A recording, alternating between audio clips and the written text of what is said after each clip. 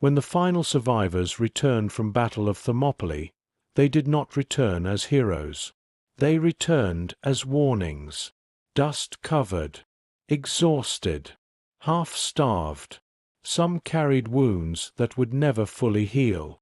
Others carried something worse, memory, because what they had witnessed inside the narrow mountain pass of Thermopylae was not merely defeat.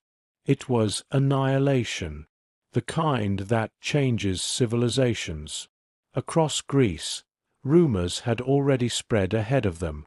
Entire villages whispered the same impossible story. 300 Spartans, thousands of Persians, a king who refused to retreat, a final stand so violent that even surviving enemies reportedly spoke of it with unease. And at the center of those stories stood Leonidas I, dead. For much of Greece, the news felt catastrophic. Thermopylae had not simply been a military disaster. It was psychological shock. If Sparta's king could fall, what could possibly stop Xerxes I now? Athens panicked. Refugees flooded southern roads. Temples filled with desperate prayers. And everywhere across the Greek world, one terrifying realization spread faster than Persian armies themselves. The empire was still coming. But inside Sparta, the reaction was strangely different. No riots, no public grief, no emotional speeches, only silence. Because Spartan culture had trained its people from childhood to understand something most civilizations tried to avoid. Death was not the worst outcome. Humiliation was. The elders listened carefully as survivors described the battle. The betrayal that exposed the hidden mountain path. The final encirclement. The last stand around Leonidas's body. The way Persian soldiers reportedly fought desperately just to reach the fallen Spartan king. And then came the detail that changed everything. According to surviving accounts, Xerxes had ordered Leonidas's corpse mutilated after the battle. His head removed. His body displayed. To much of the ancient world, such brutality was shocking. To Sparta, it was unforgivable. Because Leonidas had not died as an ordinary king. He had died as Sparta itself. And in Spartan memory, insults against the dead were never forgotten, especially not insults witnessed by survivors. Within weeks, something began changing across the Greek alliance. Fear slowly hardened into hatred. Rival city-states that barely trusted one another now shared the same humiliation. Persian banners still moved across Greece. Persian numbers still overwhelmed defenders. But beneath the panic, another emotion was beginning to spread. Revenge. And somewhere beyond the sea, inside camps overflowing with gold, banners, and confidence, Persia still believed Thermopylae had broken Spartan resistance. In reality, it had only awakened it. In the weeks following Battle of Thermopylae, much of Greece still lived in fear. Cities evacuated populations. Families abandoned farms. Temples filled with desperate offerings to gods who suddenly seemed very far away. And everywhere Persian banners advanced, people whispered the same terrifying assumption. The war was already over. After all, Xerxes I commanded one of the largest military forces the ancient world had ever seen. Entire nations marched beneath his authority. Gold flowed endlessly through Persian supply lines. Cities surrendered before battles even began. From the outside, resistance appeared hopeless. But inside Sparta, something unusual was happening. The mourning rituals ended quickly. Too quickly for outsiders to understand. Because Spartans had been raised to believe grief served a purpose only if it became discipline. Public sorrow changed nothing. Rage without structure changed nothing.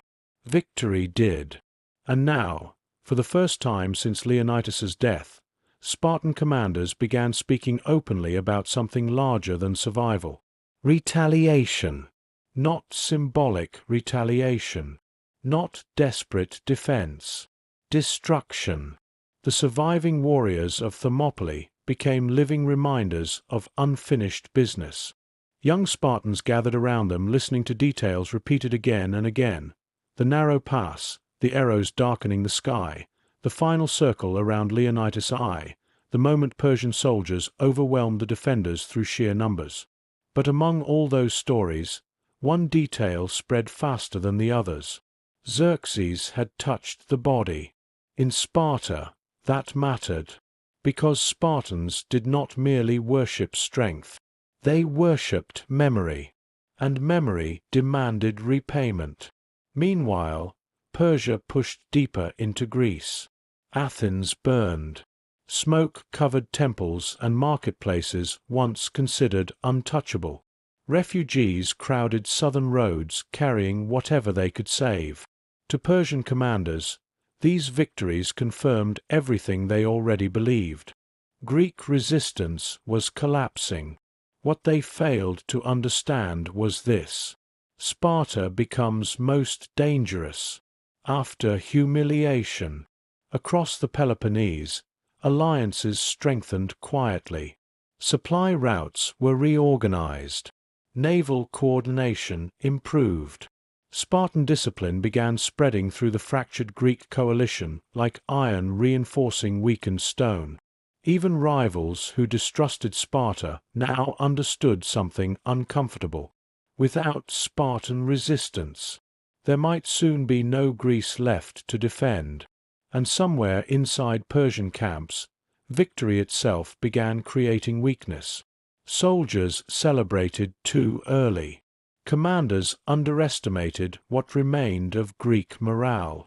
The invasion had become massive, slow, and overconfident.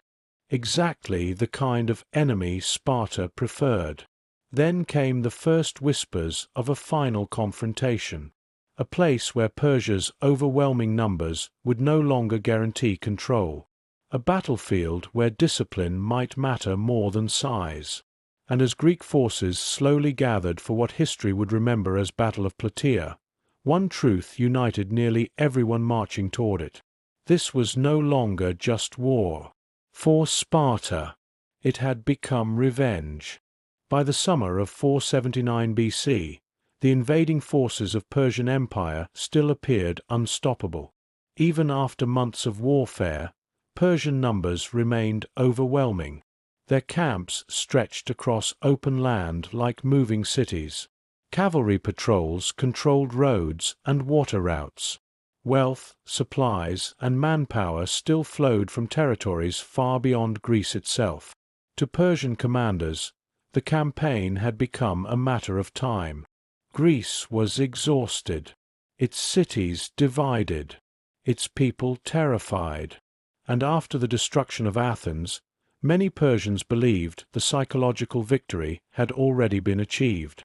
But somewhere beneath that confidence, Persia had begun misunderstanding Sparta. Because Spartans did not respond to humiliation the way other civilizations did. Humiliation made them colder, more disciplined, more dangerous. As the Greek alliance moved northward toward Battle of Plataea, Persian commanders reportedly expected hesitation, retreats, delays, political disagreements between the Greek city-states. Instead, they watched something deeply unsettling unfold. Spartans marching directly toward them, not recklessly, not emotionally, deliberately. The Greek coalition itself was fragile. Old rivalries still existed beneath the surface. Athenians distrusted Spartans. Smaller city-states feared abandonment if the battle turned badly. Commanders argued constantly about terrain, positioning, and timing. But one thing unified nearly everyone standing on that battlefield: Leonidas. because Thermopylae had changed the war in ways Persia never fully understood. The death of the Spartan king had become more than military sacrifice. It had become identity, a symbol proving that resistance against overwhelming power was possible, even in defeat. And now, Persian commanders faced an enemy no longer fighting simply to survive. They were fighting to answer humiliation with blood. According to ancient accounts, tension before the battle became unbearable. Cavalry raids harassed Greek supply lines. Water access became contested. Both sides maneuvered repeatedly while waiting for weakness to appear. Then came the mistake. Persia interpreted Greek repositioning during the night as retreat. To commanders used to watching enemies break under pressure, the movement looked familiar. Fear, disorder, collapse. But Spartan withdrawals rarely meant panic. They meant preparation. When Persian forces advanced aggressively the following morning, expecting a weakened enemy formation, they instead encountered something terrifying. Discipline.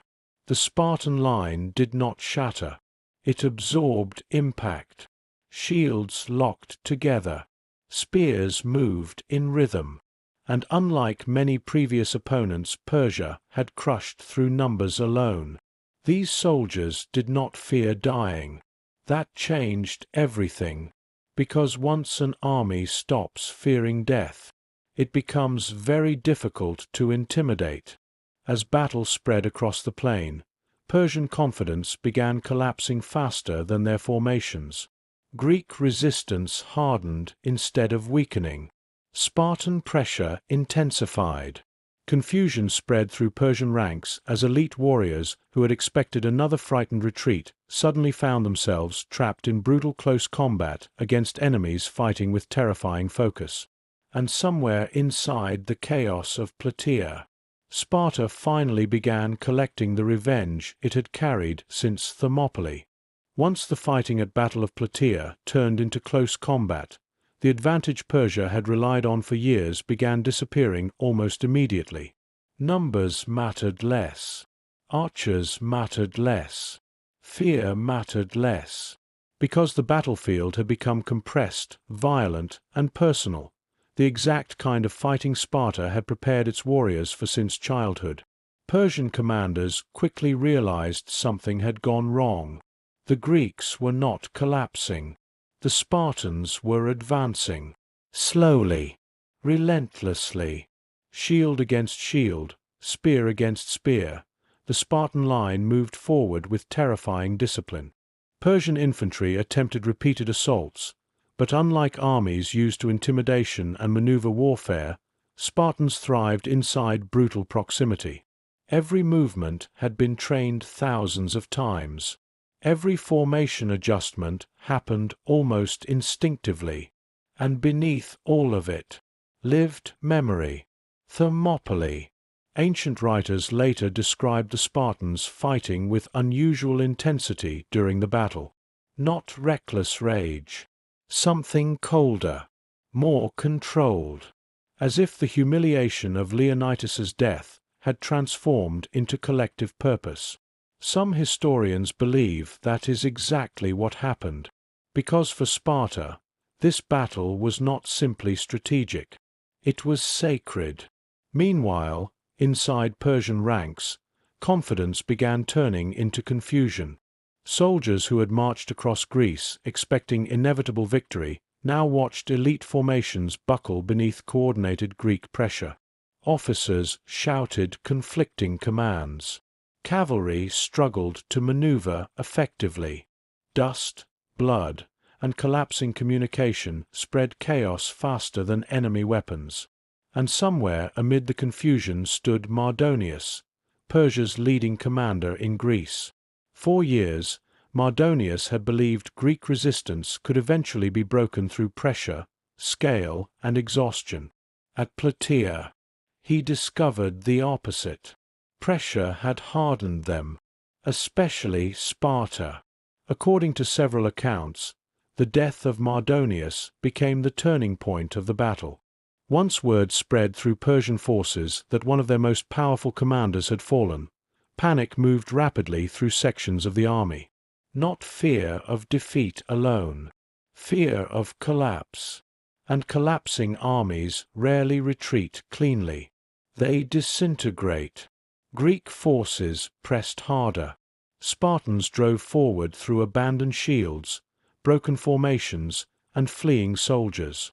The battlefield that Persia had expected to end Greek resistance was now destroying Persian authority in Greece instead. For the first time since the invasion began, the empire was retreating, and Sparta made sure Persia felt every moment of it. Ancient sources suggest Persian losses became catastrophic during the collapse that followed. Camps were overrun, defenses shattered, supply structures abandoned almost faster than soldiers could escape them. And somewhere within the aftermath of that destruction, one truth became impossible to deny. Leonidas had died at Thermopylae, but Sparta had survived long enough to answer. When news of the Persian defeat at Battle of Plataea spread across the ancient world, many people struggled to understand what had truly happened. Because Persia had not merely lost soldiers, it had lost certainty. For years, the Persian Empire had appeared unstoppable. Kingdom after kingdom had fallen before its armies. Entire regions surrendered rather than risk destruction.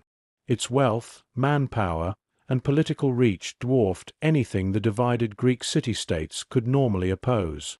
And yet, against expectation, the invasion had failed. Not because Persia lacked power, but because Sparta and the Greek alliance refused to collapse psychologically after Thermopylae. That may have been Xerxes's greatest miscalculation of all. He believed the death of Leonidas would terrify Greece into obedience. Instead, it transformed Leonidas into something more dangerous than a living king, a symbol, and symbols survive defeat far longer than armies do. In the years that followed, Greek memory reshaped Thermopylae and Plataea into connected chapters of the same story. One represented sacrifice, the other represented repayment. But history itself became strangely selective afterward. Greek writers celebrated Leonidas endlessly. Persian accounts of the invasion became fragmented or disappeared entirely over time, and many later retellings focused so heavily on Thermopylae that the revenge which followed often faded into the background, perhaps because final stands feel more tragic, more cinematic, more emotionally immediate. But without Plataea, Thermopylae would have ended very differently, because Sparta did not merely mourn Leonidas. It weaponized his memory, and that memory helped unite rival Greek states long enough to stop one of the largest empires on earth. Even centuries later, people still remember the image of Spartan warriors dying in a narrow pass against impossible odds. Far fewer remember what happened after. The counterattack, the destruction of Persian authority in Greece, the collapse of the invasion itself. And perhaps Persia preferred it that way, because empires often preserve victories more carefully than humiliations. Yet the truth remains difficult to erase. Thermopylae made Leonidas immortal, but Plataea proved something even more dangerous. Sparta had learned how to turn humiliation into revenge, and for one brief moment in history, the empire that believed it could conquer Greece discovered something terrifying. Some enemies become strongest after they lose everything.